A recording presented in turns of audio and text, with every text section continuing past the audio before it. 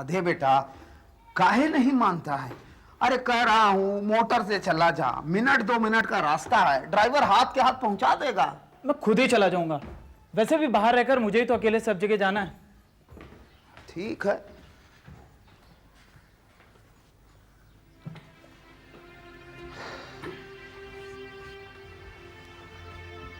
जा रहा है बेटा? दादाजी मैं जल्दी लौट कर आऊंगा। जरूरत नहीं है जल्दी लौट कर आने की, और पैसा का पेड़ नहीं उगा रखा है हमने। जब पढ़ाई पूरी हो जाएगी तब लौट के आओगे ना, और तुम्हारे दादाजी इतनी आसानी से नहीं जाने वाले हैं। ऊपर वाले का क्या भरोसा बेटा? तुम्हारी तंदुरुस्ती देखकर तो हमारा भरोसा ऊपर वाले से उठ गया है। किस बात का मातम है? घर में किसी की मौत हो गई है? बेटा दमा है वो उखड़ गया था। तमा नहीं उखड़ रहा है, तुम सारे लोग मिलके हमें उखाड़ने के पीछे पड़े हो। देखो इनको, ऐसे रो रही हैं जैसे बेटा विलायत नहीं जा रहा है, लड़ाई के मैदान जा रहा है जहां से वो लौट कर ही नहीं आएगा। बेटा अफसर हो, सोसाइटी में उसकी हैसियत हो, इनकी ममता को मंजूर नहीं है। अरे दुलारी देवी, रोना बंद कीजिए, हमारी तो हसरत ही रह जाएगी कि इनका हंसता हुआ चेहरा देख सके। पप्पा मैं तो मजाक कर रहा था बेटा, मैं भी इनकी तरह रोने लगूं तो हो चुका तू विलायत रिटर्न अफसर। मुंशी जी तंग आया। अरे तू देखिए जाके, और ये कौन ले जाएगा ये बक्सा? चल बेटा।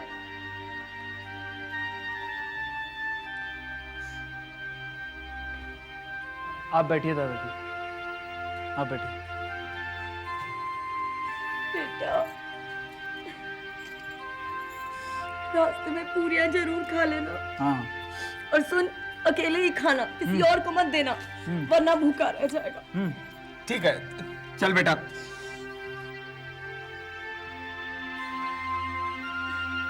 बेटा ध्यान से रहना और पढ़ाई लिखाई ठीक से करना।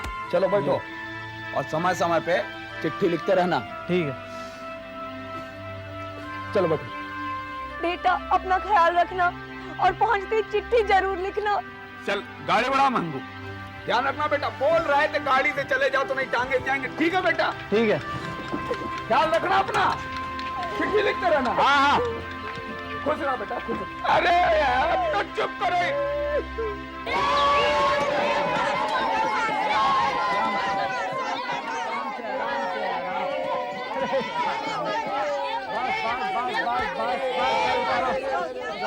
ले लो, जाओ। ये जुआ कैसे हो गया जबर सिंह? हमने तो सोच रखा था तुम फेल हो जाओगे। अरे साहब, सोचा तो हमने भी यही था कि आप पास हो जाएंगे, लेकिन चलो जबर सिंह निकलते हैं। अच्छा भाई चलो, मिलते हैं फिर। ओके। मामा कितने खुश होंगे, माँ तो पागल हो जाएगी। अरे काम जो हम लोगों ने ऐसा किया है। नमस्ते मास्टर जी। नमस्ते बेटा जबर, बधाई हो, तुम इंटरमीडिएट में पास हो गए, और अगले साल इसी तरीके से तुम पास होना।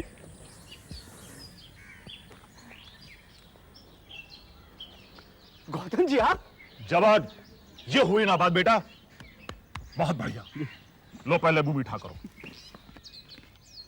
तुम भी लो बेटा।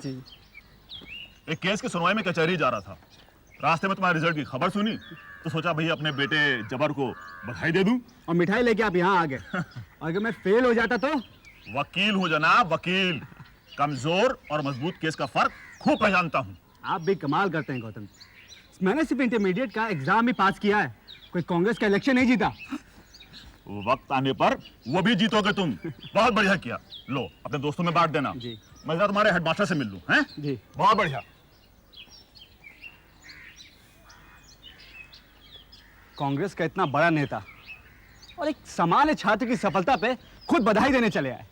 नेता के साथ साथ सदाशिव गौतम फौजदारी के एक बड़े वकील भी हैं। वो अपना नफा और नुकसान खूब समझते हैं। क्या मतलब है तुम्हारा?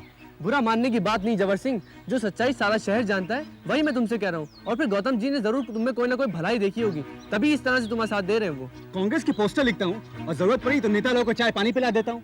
अब इससे ज्यादा उन्हें मुझसे क्या फायदा होगा? तुम गौतम जी के बारे में क्या बोल रहे हो? क्या जानता है शहर उनके बारे में? यूं तो गौतम जी बड़े सभ्य और दिलचस्प इंसान है, मगर न जाने कितने डाकुओं को उन्होंने जेल जाने से रोका, न जाने कितने खूनियों को फांसी के तख्ते से वापस बुला लिया, और फिर यूं इनका नाम सफल नहीं हुआ। शहर के सारे छठे में गुंडे और खूनी सलाम बजाते हैं गौतम जी को। जितनी बुराइयां थी ना, देख ली तुमने गौतम जी में। और जो उन्होंने कांग्रेस के लिए किया है वो नजर नहीं आता तुमको? देखो मैं तुम्हें भलाई के लिए कह रहा हूँ, ऐसे लोगों के साथ ज्यादा उठना बैठना ठीक नहीं है। गुंडों की संगति से अगर कांग्रेस को फायदा है तो मुझे उनकी तरकीब गलत नहीं लगती, जब तक कि हमारे असल दुश्मन अंग्रेज हैं।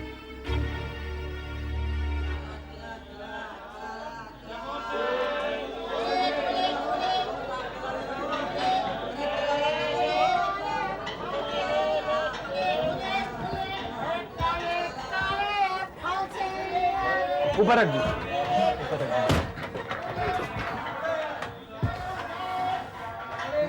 अच्छा मालिक चले हम? हाँ रुकिए रुकिए, ये रखिए। ये क्या मालिक? अरे रखिए रखिए, हमारी तरफ से मजा कीजिए। अच्छा नमस्ते बाबूजी। ठीक है।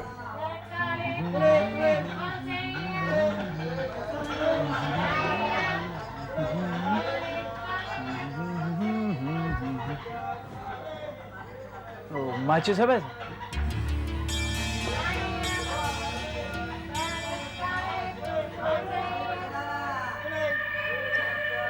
घर के बाहर का खाना तो मुझे पसंद ही नहीं, और सुनते हैं विलायत में तो इससे भी उबाऊ वेजिटेरियन खाना मिलता है।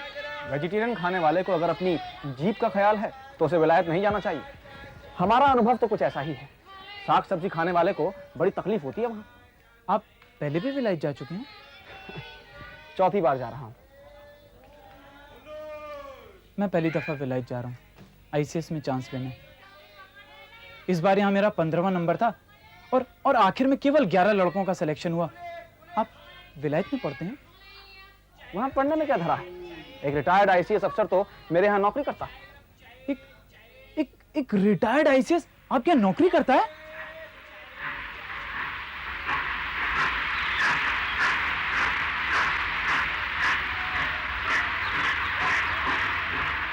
तो जरूर आप किसी रॉयल फैमिली से होंगे। अरे नहीं भाई नहीं, हम किसी रॉयल फैमिली से नहीं। ये रॉयल लोग तो बड़े ही निकम्मे और यूजलेस जानवर होते हैं। काठियावाड़ के 2 राजा हमारे पिताजी के कर्जदार। तो आप विलायत क्यों जा रहे हैं? अहमदाबाद में हमारी 3 कपड़े की मिल्स हैं, पन्नालाल ग्रुप ऑफ मिल्स। अब बड़ौदा में एक नई वनस्पति घी की मिल डालने का इरादा है। उस मिल के लिए मशीनरी खरीदने जा रहा हूँ विलायत। वहां सस्ती मिलती होंगी। अरे भाई हमारा एक पड़ोसी है शांतिलाल शाह, इंग्लैंड बैरिस्ट्री पढ़ने गया। उसी का आइडिया था ये घी की मिल। लौट कर हमारी फैक्ट्री में मैनेजर बनना चाहता। हमने कहा चले आओ, 1500-1600 की नौकरी पर रख लें। तुम्हारे फादर क्या करते हैं? मिले तो हमारी भी हैं, लेकिन असल धंधा पैसों का है। बैंकर्स हैं कानपुर में, बहुत से मकानों से किराए आते हैं। तो फिर तुमसे नौकरी करवाना क्यों चाहते हैं?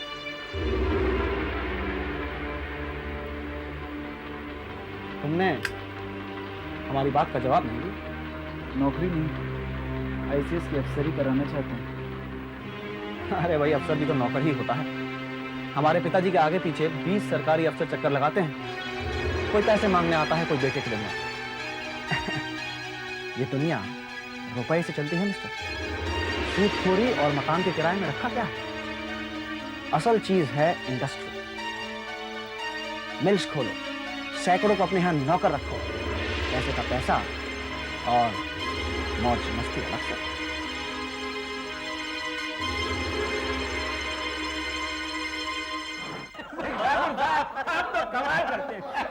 अच्छा भाई मैं जरा चल रहा हूँ, पार्टी ऑफिस साइन करना है। आप दोनों कुंडली मिलवा लीजिएगा। रघुराज बाबू भी कमाल की बातें करते हैं। भाई गौतम जी, इस बार तो जम के मुकाबला होगा, मजा आ जाएगा। मंगतराम जी, जी आपसे कोई जरूरी बात करनी है जो जबर के सामने नहीं हो सकती। ऐसी क्या खास बात आ गई भाई? बाहर आइए। चलिए। भाई कमाल का सेंस ऑफ ह्यूमर है रघुराज जी का भी। हाँ गौतम जी, भाई आप कुछ कहना चाह रहे थे हमसे? ये सब क्या घपला हो रहा है मंगतराम जी? भाई आप लोगों के साथ रहते रहते तरह तरह के घपले देखने की तो आदत सी हो गई है हमारी। मजाक छोड़िए, आपको खबर भी है वो चिरंजीव लाल चौरसिया कांग्रेस कमेटी अध्यक्ष पद के लिए मेरे खिलाफ खड़ा हो रहा है। भाई वाह, क्या बात है। तो आप क्या चाहते हैं कि आजीवन आप ही कमेटी के अध्यक्ष बने रहें? सवाल ये नहीं है मंगतराम जी, दाल मोठ और पेठा बेचकर धंधा करने वाले उस चौरसिया की हैसियत क्या है? सरकारी अफसरों को मिठाइयों के डब्बे पहुंचा पहुंचा कर जिसने सरकारी तबके में अपनी अच्छी खासी जान पहचान बना ली हो, आप ऐसे सभ्य शहरी का अपमान कर रहे हैं गौतम जी। टटपूंजिया बनिया, ये है उस चौरसिया की हैसियत। आपको खबर भी है, संगमरमर की पार्टियां मंगवाने की आड़ में राजस्थान से अफीम की तस्करी करवाता है, और ऐसा आदमी मेरे जीते जी कांग्रेस कमेटी का अध्यक्ष बन जाए, मैं ऐसा हरगिज़ नहीं होने दूंगा। आप शायद भूल रहे हैं गौतम जी कि पिछले साल आप ही के आग्रह पर उन्हें कमेटी का कोषाध्यक्ष बनाया गया था। तब मैं नहीं जाता था बिल्कुल कि वो। रहने दीजिए, रहने दीजिए। अरे जो लोग चौरसिया जी की अफीम की तस्करी के बारे में जानते हैं ना, वो ये भी जानते हैं कि उनकी ये तस्करी आप ही के पाले हुए गुंडों की छत्र छाया तले फलती फूलती है। झूठ है ये, सरासर झूठ है ये। अरे फौजदारी की वजह से दो चार ऐसे लोगों से मेरा साबका पड़ा हो, इसका मतलब ये नहीं निकलता। भाई ये भी खूब रही, गुंडों से आपका साबका रहा, चौरसिया जी के पास पैसा, लिहाजा आप अध्यक्ष बन गए और चौरसिया जी को कोषाध्यक्ष बना दिया। भाई जब तक आप दोनों के बीच अच्छा खासा मेल मिलाप था, आपको उनमें कोई ऐब नजर नहीं आया, मगर आज जब अपने पैसों के बल पर वो आप ही के गुंडों को खरीद कर आपके खिलाफ अध्यक्ष पद का चुनाव लड़ने चले, तो आपके पसीने छूटने लगे। मंगतराम जी, मैं समझता था कि एक जिम्मेदार नेता होने के नाते आप कांग्रेस की भलाई सोचेंगे।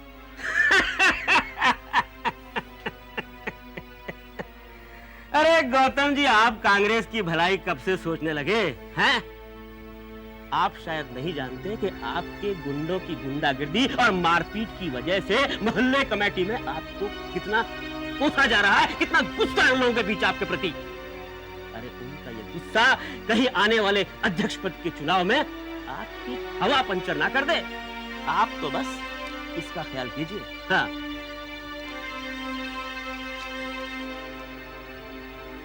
जबर बेटा, रघुराज बाबू आए तो उन्हें हमारा नमस्कार कहना।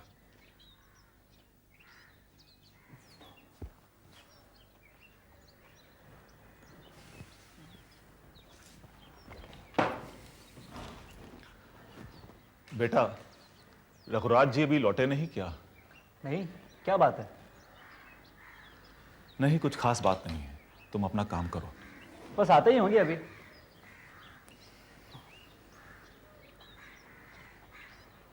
अरे हाँ, तुम कहीं बाहर जा रहे थे? सोच रहा था 10 दिन के लिए गाँव होके आऊं। गौतम जी, देर हो गई भाई, घोष बाबू मिल गए, क्या करें।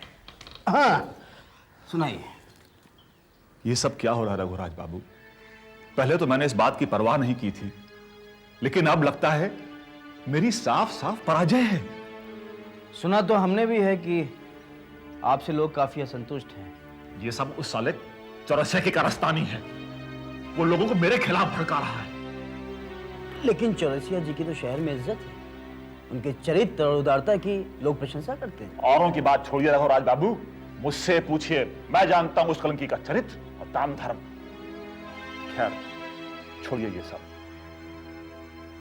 आप एक पुराने और प्रतिष्ठित कांग्रेसमैन हैं। सवाल है कि क्या इस बार के चुनाव में चौरसिया को बिठाया नहीं जा सकता? रघुराज बाबू, अध्यक्ष पद के चुनाव के लिए अगर मैं इस बार चुनाव हार जाता हूं तो मेरी तो नाक कट जाएगी, मेरा सारा का सारा पॉलिटिकल कैरियर ही चौपट हो जाएगा। देखिए गौतम जी, उनके बैठने की तो हमें कोई उम्मीद नजर नहीं आ रही। देखिए, मैं नहीं चाहता हूं कि कांग्रेस में कुछ भी किसी भी तरह की आपस में फूट पड़े, और जहां तक मेरा ख्याल है आप जीतेंगे। नहीं ठाकुर साहब, नहीं। अरे उस चौरसिया ने मेरे सारे आदमी खरीद लिए हैं। अगर चुनाव हुआ तो मेरी हार पक्की समझिए। आप कहें तो मैं चौरसिया जी को चुनाव लड़ने से रोक सकता हूं। हाँ, कुछ पैसे खर्च करने पड़ेंगे। तुम रोक दोगे? कैसी बात कर रहे हो जबर? कैसे? और खर्चा कितना होगा? कैसे वैसे आप मत पूछिए। हाँ, कुछ 10-15 रुपए खर्च होंगे जो अध्यक्ष चुने जाने के बाद आप मुझे वापस कर दीजिएगा। जबर, तुम गांव जा रहे हो? मैं गांव जा रहा था, लेकिन अब मैं गौतम जी को चुनाव जितवा के ही गांव जाऊंगा। चुनाव इतवार का है ना। कैसे कैसे रोकोगे तुम चौरसिया जी को? चुनाव है ये, कोई बच्चों का खेल नहीं है। ये आप इतवार को खुद देख लीजिएगा। आप भी बाबूजी कमाल करते हैं। अगर डॉक्टर पे भरोसा नहीं करेंगे तो ठीक कैसे होंगे? अरे आधी जान तो आपकी ये सुइयां ले लेती है डॉक्टर साहब। अब ठीक क्या होंगे खाक। आपको सुई की बिल्कुल जरूरत नहीं है। मैं कुछ ये दवाइयाँ लिख के देता हूँ, खाने के बाद सुबह शाम ले लीजिए। फिर से आप देखिए ताजे हो जाते हैं कि नहीं। हमारी ताजगी तो चली गई डॉक्टर साहब। बूढ़ी हड्डियां हैं, पता नहीं कब। वो सारी बातें आप मुझ पे छोड़ दीजिए। मैं परसों फिर आता हूँ। जब मर्जी हो तब आए आप, लेकिन इंजेक्शन नहीं। नहीं डॉक्टर साहब,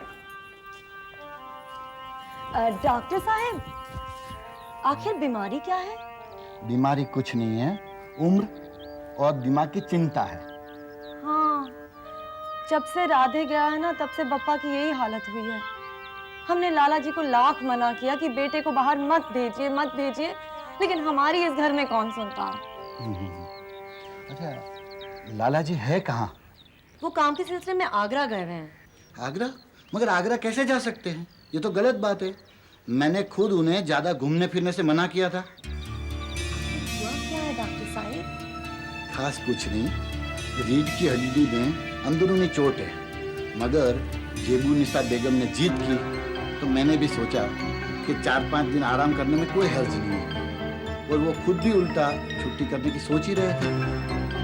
हाँ, वो आराम ही फरमा रहे थे, लेकिन आज सुबह उन्हें अचानक काम के सिलसिले में आगरा जाना पड़ा। मैं चलता हूँ, लेकिन बाबूजी को टाइम पे दवा देना मत भूलिएगा।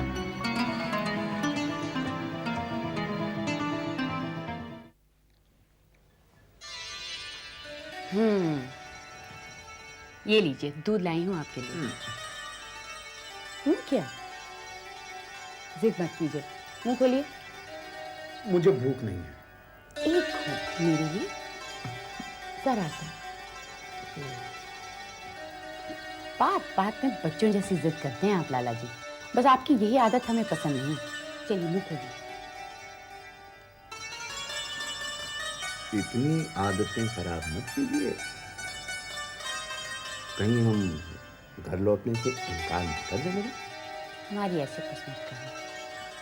4 दिन आपकी खिदमत बजाने का मौका मिला है, यही बहुत है हमारे लिए। क्या हुआ बेटा? हम अच्छे नहीं लगते क्या? लाला जी,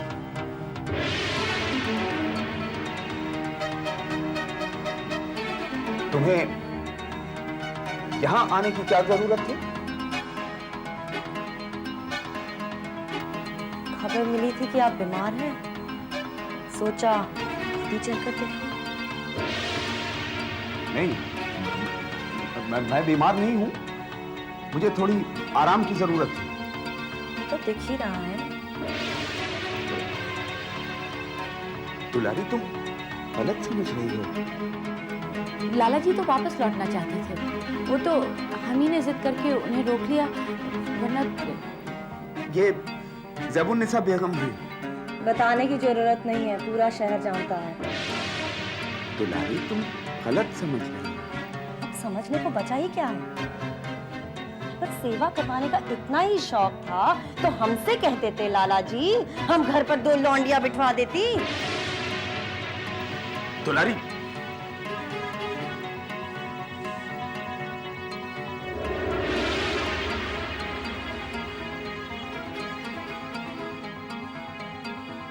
अब हुआ कलेजा ठंडा। जब आप ठंडा करिए यहाँ बैठकर।